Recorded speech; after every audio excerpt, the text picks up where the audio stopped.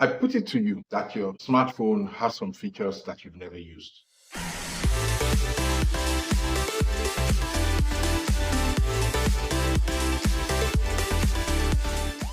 It's a common situation. Someone spends a few 100,000 naira, a few $100 on a pink smartphone, and all they do with it is take selfies, telephone calls, messaging, social media. Pretty much that's it for most people. I was having a conversation with a friend about a particular feature. He said it was available in cars, and I said, "Oh, is it just for the newer models?" And he said, "Oh, I have a friend who has a 2002 model that has that feature." And I was like, "Oh, really?" So I went to check my car. I went through the manual and found out that my car had that feature. The funny thing was, I've been driving that car and I didn't know. I remember back in the early 2000s, as I began to play with mobile phones, I owned the Nokia Communicator.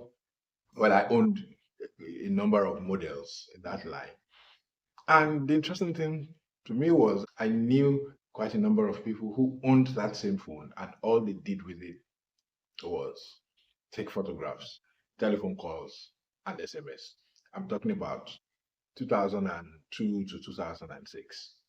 And the Nokia Communicator was pretty much a mini laptop. You could do email even back then. I was sending and receiving fax on mine. I was doing email every day. I was designing web pages on it. I was doing really advanced stuff on mine. And there were people who owned that device at that time. And all they did with it was take pictures, make telephone calls, manage their messages, and that was it. All of that power, all of those extra features, and it was just the regular stuff they did with it. There's a smartphone in your hand right now, most likely. Are you aware of the extra features that's built into it?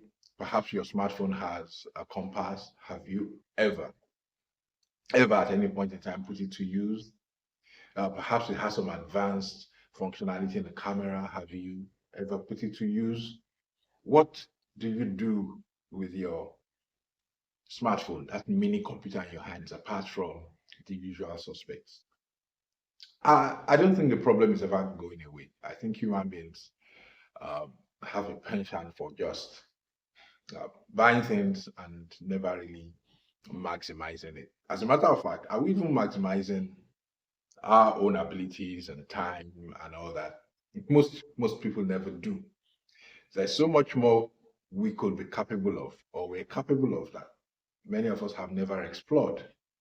So many of us simply wake up in the morning, dress up, get in the bus or get in the car, go to work, come back.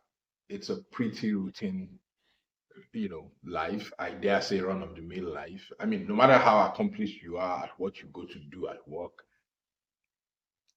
chances are that there are so many other things you probably have the potentials for you've just never explored.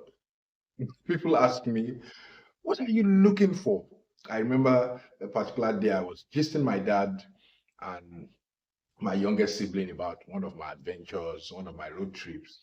They listened to me tell the stories, and then my sister went, "What are you looking for?" I think that's it with the average person. Um, we're just okay with normal. That's not necessarily a bad thing. But think about it. Perhaps you're using only 5% or 10% or 15% of your brain's capacity or your body's capacity or your smartphone's capacity or your car's features or any other thing you want to bring up.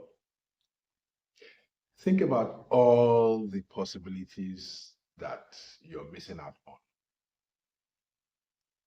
Perhaps you should explore your smartphone some more, see what it can do. Explore your car some more, find out how much more it can do. Explore you some more, find out how much more you can do. And then live a little bit more than you've been living.